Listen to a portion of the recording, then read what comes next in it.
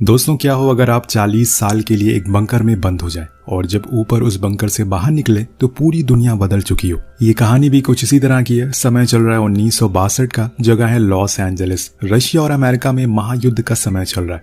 दोनों देश एक दूसरे को अपनी ताकत दिखाने में लगे हुए हैं, लेकिन रशिया ने हाइड्रोजन बॉम्ब तैयार कर लिया है और उसने कई तो इस्तेमाल भी कर लिए, जिसकी वजह से अमेरिका ने अपने साइंटिस्ट पर जोर डालना शुरू कर दिया है। अब उन्हें भी कुछ ऐसा बनाना होगा। अब उसी समय हम एक बड़े नामी साइंटिस्ट डॉक्टर कैल्विन को अपने घर में पार्टी करते हुए देखते हैं, जहां पर कई बड़े बड़े लोग आए हुए हैं। लेकिन तभी टीवी पर उस समय के अमेरिकन प्रेसिडेंट कैनेडी एक प्रेस कॉन्फ्रेंस करते हैं और सभी अमेरिकन को बताते हैं कि उसने भी परमाणु हथियार बना लिया है और अब वो रशिया का मुंह तोड़ जवाब दे सकते हैं। लेकिन डॉक्टर कैल्विन कहीं न कहीं इस बात से डरे हुए थे कि अगर दोनों देश एक दूसरे के ऊपर परमाणु बम गिरा देंगे तो उनके परिवार को बहुत नुकसान पहुंचेगा और क्या पता वो जिंदा भी ना बचे। इसलिए वो फौरन सभी लोगों को अपने अपने घर जाने के लिए कह देते हैं, क्योंकि उन्हें अब फौरन कुछ करना पड़ेगा। और अब वो अपनी पत्नी क्लारा को लेकर पहले से बनाए हुए एक बंकर में चले जाते हैं, क्योंकि उन्हें इस बात का पहले से अंदेशा था कि जरूर कभी न कभी परमाणु युद्ध होकर रहेगा, इसलिए उन्हें यह बंकर पहले से बना रखा था। वहीं दूसरी ओर हम आसमान में एक प्लेन को उड़ते हुए देखते हैं जो रशिया के ऊपर हमला करने के लिए जा रहा है। लेकिन तभी उसमें कुछ पंछियां आगे टकरा जाती हैं, जिससे कि उसका इंजन फेल हो जाता है और पायलट को मजबूरन इंजेक्ट करना पड़ता है। वो प्लेन को छोड़ देता है और वो प्लेन आकर किसी और के घर नहीं बल्कि डॉक्टर के घर पर ही गिरता है।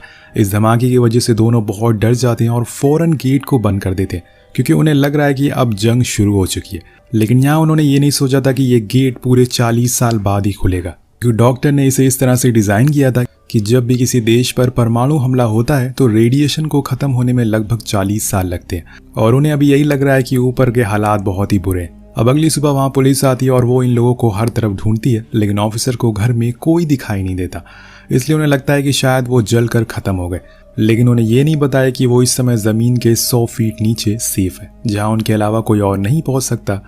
अब कुछ समय के बाद क्लारा एक बच्चे को जन्म देती है, जिसका ये लोग नाम जॉन रखते हैं। इस बच्चे को पाकर वो बहुत ही खुश थे, क्योंकि उन्हें लग रहा था कि ऊपर दुनिया खत्म हो चुकी है।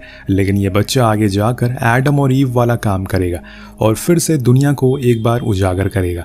लेकिन वहीं ऊपर हम कुछ सालों बाद एक रेस्टोरेंट को खुलते हुए देखते हैं, जिसकी खुदाई पे उन्हें जमीन के नीचे एक स्टील प्लेट मिलती है, जो इसी बंकर की छत होती है। वो जेसीबी से उसे खुदवाते हैं, लेकिन वो छत इतनी मजबूत थी कि उसे कुछ नहीं होता। लेकिन उस झटके को डॉक्टर नीचे महसूस कर सकता था। यहाँ उन्होंने आने वाले 40 सालों के लिए सारे इंतजाम पहले से ही कर रखे थे, ताकि वो आराम से रह सके। जैसे कि उन्होंने खाने पीने के सामानों को स्टोर करके रखा था, पेड़ भी लगाए हुए थे जिसमें से उन्हें हर सीजन कुछ न कुछ फल सब्जियां मिलती थी। एक पॉन्ड भी था जिसमें उन्हें मछलियां पाल रखी थी, जिससे वो हर दिन खाना खा सकते थे। ऐसे ही कई दिन बीत जाते हैं और देखते ही देखते 10 साल निकल जाते हैं। ऊपर जो रेस्टोरेंट था वो अब बंद हो चुका था और उसकी जगह एक बार खुल जाता है। यहाँ नीचे जॉन भी धीरे धीरे बड़ा होता जा रहा था और उसे डॉक्टर हर चीज सिखाते हैं, जैसे कि साइंस ट्रेनिंग, ताकि वो जब यहाँ से बाहर निकले तो अच्छे से सरवाइव कर सके और एक नई दुनिया का राजा बन सके। एक दिन डॉक्टर उसे कुछ कार्ड ला कर देते हैं जो बेसबॉल प्लेयर के होते हैं, और ये भी उनसे आज से तकरीबन 15 साल पहले के थे। अब उस बंकर में एक लॉन भी होता है जिसमें ये लोग खेल सकते थे और एक क्वालिटी टाइम स्पेंड कर सकते थे। ऐसे ही देखते देखते जॉन 24 साल का हो जाता है। वो अपने जन्मदिन पर एक ऐसा गिफ्ट मांगता है जिसे सभी लोग चौंक जाते हैं। वो कहता है कि मुझे एक चौथा इंसान चाहिए, क्योंकि मैं आप सभी का चेहरा देख देख कर थक चुका हूँ। तो उसके डैड कहते हैं कि ठीक है, लेकिन तुम्हें उसके लिए अभी 2 साल इंतजार करना होगा। लेकिन यहाँ डॉक्टर और क्लारा को इस बात का भी डर था कि अगर उस बंकर का गेट में कोई दिक्कत आ गई और अगर वो अपने आप ना खुला तो वो हमेशा के लिए यहीं पर बंद हो जाएंगे। अब 1995 का साल आता है। ये वही साल है जब इन्हें यहाँ पर बंद हुए पूरे 35 साल बीत जाते हैं, पर किसी को भी आज की डेट याद नहीं है, इसलिए सभी सो जाते हैं। और तभी अचानक से गेट से पानी लीक होने लगता है और धीरे धीरे करके वो ओपन हो जाता है। सभी लोग जाग जाते हैं और डॉक्टर फौरन जाकर गेट के हैंडल को घुमाते हैं और वो बिना किसी दिक्कत के खुल जाता है। दोनों ही बहुत खुश थे, क्योंकि उन्होंने इस पल के लिए पूरे 40 साल का इंतजार किया था। पर यहाँ जॉन को कुछ समझ नहीं आता कि असल में ये सब हो क्या रहा। तब डॉक्टर कहते हैं कि हमें इस समय ऊपर नहीं जाना चाहिए, हम रात का वेट करेंगे। इसलिए वो अंधेरा होने का इंतजार करने लगते हैं। ऊपर हम उस बार को देखते हैं जो अब कई नशीलियों का अड्डा बन चुका था। चारों तरफ बर्बादी थी और कुछ नहीं। हम एक होमलेस आदमी को भी देखते हैं जिसका ये किसी जमाने में बार हुआ करता था। और उसी समय वहाँ की जमीन हिलना शुरू हो जाती है। उन्हें लगता है कि शायद भूकंप आ गया, लेकिन तभी लिफ्ट से डॉक्टर ऊपर आता है और वो भी पूरे रेडिएशन सूट के साथ। ऐसे में उन्हें वो देखकर समझते हैं कि शायद वो कोई गॉड है और इसलिए वो भी बेहोश हो जाता है। लेकिन यहाँ डॉक्टर अपने घर के बैकयार्ड को देखकर हैरान थे, क्योंकि अब वो पहले जैसा नहीं रहा। हम देख पाते हैं कि अमेरिका पूरी तरह से बदल चुका है। जैसे कि हम लोग जानते हैं कि साल 1995 के दौरान अमेरिका में बहुत ही ज़्यादा गरीबी आ गई थी। यहाँ भी हमें वही दिखाने की कोशिश की गई है।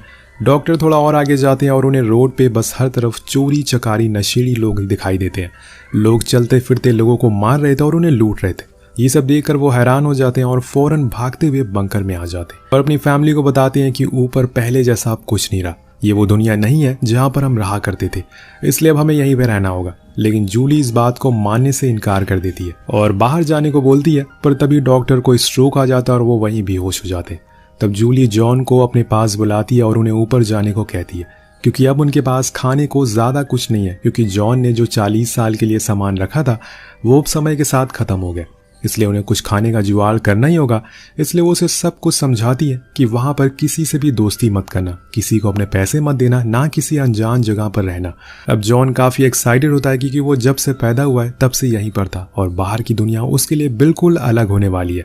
अब इसके बाद वो उसके डैड उसे बुलाते हैं और बताते हैं कि जब तुम ऊपर जाओ तो वहां पर एक अडल्ट स्टोर बुक नाम की स्टोर है, उसके सामने मत जाना, क्योंकि वहां एक जहरीली गैस है जो सभी को मार देती है। अब वो फाइनली लिफ्ट से ऊपर जाते, उसके साथ एक सूटकेस था जिसमें बहुत सारे पैसे भी थे। पर यहाँ वो होमलेस एक बार फिर से उसे देख लेता और इस बार वो उसके सामने झुक जाता और कहता है कि मैंने जो भी गलती करी है मैं उसके लिए माफ़ी मांगता हूँ, गॉड मुझे माफ़ कर दो। उसे लग रहा था कि जॉन गॉड के रूप में धरती के ऊपर आया है, क्योंकि कुछ दिन पहले उसने डॉक्टर को देखा था और ये गॉड का नया अवतार है। तो जॉन कहता है कि ठीक है, घबराओ मत, सब कुछ ठीक हो जाएगा। इसके बाद वो फाइनली बाहर की दुनिया में एंटर करता है और आसमान की तरफ देखकर चिल्लाना शुरू कर देता है, क्योंकि उसने आसमान को पहली बार देखा था। सभी लोग उसकी ऐसी हरकत देखकर हैरान थे कि आखिर वो कर क्या रहा है, पर उन्हें ये नहीं पता था कि वो कहाँ से आया। अब इसके बाद वो अडल्ट बुक स्टोर के सामने से गुजरता है और वहाँ पर खड़े सारे लोगों को भगा देता है, क्योंकि जैसे कि उसके डैड ने बताया था, यहाँ पर खड़े रहने से मौत हो जाती है। उसने तो लोगों की भलाई के लिए किया था। अब यहाँ से वो आगे बढ़ता है और बस पर बैठता है और वहाँ भी सभी से अजीब अजीब सवाल करता है, की वजह से सभी लोग उस पर हंसते हैं, क्योंकि उन्हें लगता है कि शायद वो पागल है। अब वो सीधा जनरल स्टोर पहुंचता है, जहाँ पर सामानों को लेने के लिए जो उसकी मॉम ने बताए थे। सभी सामान को लेने के बाद जब वो बिल काउंटर पर पहुंचता है तो उसे पता चलता है कि उसके पैसे तो कम पड़ रहे हैं, लेकिन वो कैशियर कहता है कि आपने ज़्यादा पैसों का सामान लिया है, इसलिए हम इसे खुद आपके घर तक छोड़ कर आएंगे। और तभी उसे याद आता है कि उसे अपने घर का एड्रेस तो पता ही नहीं है। वो अपना सारा सामान, सारे पैसे वहीं छोड़कर घर को ढूंढने के लिए निकल जाता है, लेकिन काफ़ी रात हो जाती है और उसे वो घर मिलता ही नहीं है जहाँ वो रहता था, यानी कि वो बंकर। अब ऐसे ही घूमते घूमते उसे एक पॉन शॉप दिखाई देती है, जहाँ पर वो सोचता है कि क्यों ना वो बेसबॉल कार्ड्स को बेच दे, जिसके बदले में उसे कुछ पैसे मिल सके। इसलिए वो वहाँ जाकर उस बंदे को दिखाता है और वो उन्हें देखकर शॉक था, क्योंकि वो बहुत ही पुराने थे और इनकी बहुत ज़्यादा कीमत थी। पर जॉन उसके बदले में बस $500 ही लेता है, क्योंकि उसे उन कार्ड की असली वैल्यू पता नहीं होती। लेकिन तभी वहाँ एंजेलिना नाम की लड़की आती है जो वही काम करती थी। वो उसे बताती है कि इसकी वैल्यू $3000 है। अब ये सुनकर वो हैरान था। अब एंजेलिना की ये बात सुनकर उसका मालिक उसे जॉब से निकाल देता है, लेकिन जॉन को उसकी ईमानदारी काफ़ी अच्छी लगती है, इसलिए वो उससे पहली नज़र में ही प्यार करने लग गया था, क्योंकि वो उसकी मॉम जैसी दिखती थी। अब जॉन उसे अपनी परेशानी के बारे में बताता है कि वो खो गया है और उसे अपना घर मिल नहीं रहा है, लेकिन वो उसकी बातों पर यकीन नहीं करती, क्योंकि जॉन काफ़ी बड़ा है और ऐसे में कोई कैसे खो सकता है। तो वो कहता है कि यही सच है, अगर तुम मुझे किसी होटल में छोड़ दो तो मैं तुम्हें एक कार्ड दे सकता हूँ। अब वो मान जाती है और उसे होटल छोड़ देती है, लेकिन अगले दिन वो सुबह आकर उसे कार्ड को लौटा देती है, क्योंकि उसे उसकी कोई चीज़ नहीं चाहिए थी। और ये बात जॉन को पसंद आने लगती है। उसने अपनी मॉम के अलावा ये दूसरी लड़की थी जिससे उसने हाथ पकड़ा था। तभी एंजेलिना बताती है कि उसे किसी जॉब की ज़रूरत है। तो जॉन कहता है कि ठीक है, तुम मेरे लिए काम करो, मैं तुम्हें हर वीक के $1000 दूंगा। अब वो मान जाती है, लेकिन सबसे पहले तो उसे अपने उन कार्ड्स को बेचना होगा, जिसके बदले में उसे $40,000 मिलते, जो कई लाख रुपए के बराबर होते। और इन पैसों को पाकर वो सीधा स्टोर जाता है और जॉन उन सारे सामानों को खरीदता है जो उसकी मॉम ने उसे लिख कर दिए थे, और इन सामानों से एक पूरा ट्रक भर जाता है। अब कार चलाते हुए जॉन उसे बताता है कि उसे एक लड़की की ज़रूरत है जिससे वो शादी कर सके, और लड़की कैलिफोर्निया की होनी चाहिए, ऐसा उसकी माँ ने कहा है। इसके बाद एंजेलिना उसे कार चलाना भी सिखाती है, जो कि वो सही से चला नहीं पाता। वो उसे अपने दोस्त, और यहाँ से वो उसे अपने दोस्त ट्रॉय के घर ले जाती है, जो कि एक फैशन डिज़ाइनर था। दरअसल एंजेलिना चाहती थी कि जॉन का फैशन थोड़ा चेंज हो सके, तभी उसे कोई लड़की मिलेगी, इसलिए वो लोग मिलकर शॉपिंग करते हैं। और वहीं दूसरी ओर हम जूली को देखते हैं, जो परेशान है क्योंकि कई दिनों से जॉन वापस नहीं आया। इसलिए वो एक रात लिफ्ट से ऊपर जाती है, जहाँ वो होमलेस आदमी प्रे कर रहा था और अपने लोगों के साथ होता है। तभी जूली जमीन से बाहर निकलती है और ये देखकर सभी हैरान थे। तो वो होमलेस आदमी पूछता है कि आप कौन है। वो कहती है कि मैं माँ हूँ। तो सभी लोग उसकी तरफ देखकर माँ माँ कहने लगते हैं। वो समझ रहे थे कि ये मदर मैरी है। अब उनसे डर कर वो फिर से नीचे चली जाती है। उधर जॉन अब नई नई चीज़ों को एक्सपीरियंस करना शुरू कर देता है, जैसे कि उसने आज कई सालों के बाद पहली बार खुले आसमान के नीचे स्केटिंग की थी। उसके बाद वो समुद्र में भी गया और सबसे बड़ी बात, वो पहली बार बारिश को महसूस करता है, जो उसके लिए एकदम अलग अनुभव होता है। यहाँ उसकी ऐसी हरकतों को देखकर एंजेलिना को थोड़ा अजीब लगता है। कभी कभी तो उसे सच में लगता है कि जॉन पागल है। और एक दिन वो उसके लिए लड़की ढूंढने वाला काम करती है। उसे एक क्लब में ले जाती है जहाँ पर जॉन को एक लड़की पसंद भी आ जाती है। लेकिन जब वो उसे बात करने लगता है तो एंजेलिना थोड़ा अजीब सा बिहेव करना शुरू कर देती है, जिस वजह से जॉन वहां से जाकर डांस फ्लोर पर डांस करना शुरू कर देता है। और उसे देखकर सभी लड़की उसे पसंद करने लगती है। और ये देखकर एंजेलिना को जलन होना शुरू हो जाती है। वो अपने एक्स के पास चली जाती है, लेकिन उसे अपने एक्स के पास देखकर जॉन को जलन होने लगती है। यानी कि यहाँ पर पूरा करण जौहर की स्टूडेंट ऑफ द ईयर चल रही थी। वेल अब ऐसे ही चलता है और जॉन गुस्से में आकर उसे एक्स को मार देता है, जिसकी वजह से एंजेलिना उसे छोड़कर पार्टी से बाहर आ जाती है। लेकिन जब वो घर पहुंचती है तो उसे वहां कहीं भी जॉन दिखाई नहीं देता। उसे लग रहा था कि वो फिर से खो गया है, इसलिए वो उसे ढूंढने के लिए बाहर जाती है। पर उसकी किस्मत अच्छी होती है, वहां उसे जॉन मिल जाता है। लेकिन इसी चक्कर में उसके घुटनों में चोट लग जाती है। तो जॉन उसे उठाकर घर में लाता है और उसका इलाज करता है। अब उसकी ऐसी केयरिंग चीज़ों को देखकर एंजेलिना उसके अपने प्यार का इजहार करती है।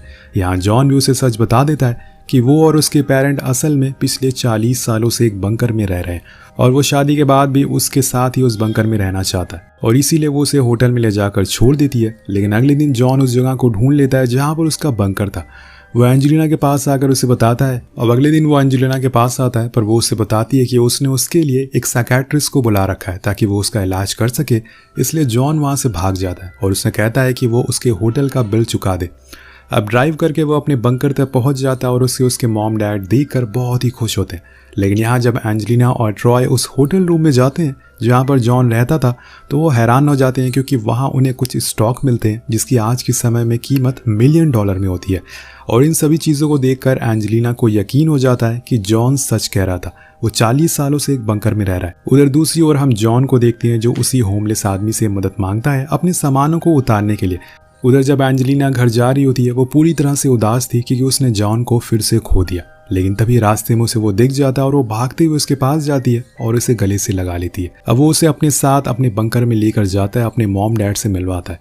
यहाँ हम देखते हैं कि डॉक्टर ने अब 10 साल के लिए गेट को लॉक करने का इरादा बना लिया था, लेकिन यहाँ पे एंजेलिना अब उनके साथ ही रहने लग गई थी, इसलिए वो अपना इरादा बदल लेते हैं। कुछ दिनों बाद वो अपने डैड के पास जाता है और उनसे कहता है कि मुझे आप बस 2 महीनों का टाइम दो, मैं ऊपर जाकर सब कुछ ठीक कर दूंगा। उसके डैड मान जाते हैं और फिर वो एंजेलिना के साथ ऊपर जाकर उन स्टॉक को बेच देता है और जो भी पैसे उसे मिलते हैं उससे एक नया घर बनवाता है जो कि हूबहू उनके पहले घर जैसा था, और फिर अपने मॉम डैड को सरप्राइज देता है। उसके पेरेंट्स वो घर देखकर बहुत ही ज़्यादा इमोशनल हो जाते हैं और खुश भी। या आज के ज़माने की टेक्नोलॉजी को देखकर उसके डैड बहुत ही ज़्यादा हैरान थे। तब जॉन उन्हें बताता है कि डैड, हमारे घर के ऊपर कोई परमाणु बम नहीं गिरा था, ना ही किसी तरह की कोई जंग हुई थी। मैंने सारे पुराने अखबारों में पढ़ लिया है, ऐसा कुछ नहीं हुआ था। उसके डैड पूछते हैं कि क्या रशिया ने हार मान ली। वो उन्हें समझाता है कि कभी जंग हुई नहीं थी तो रशिया हार कैसे मानेगा।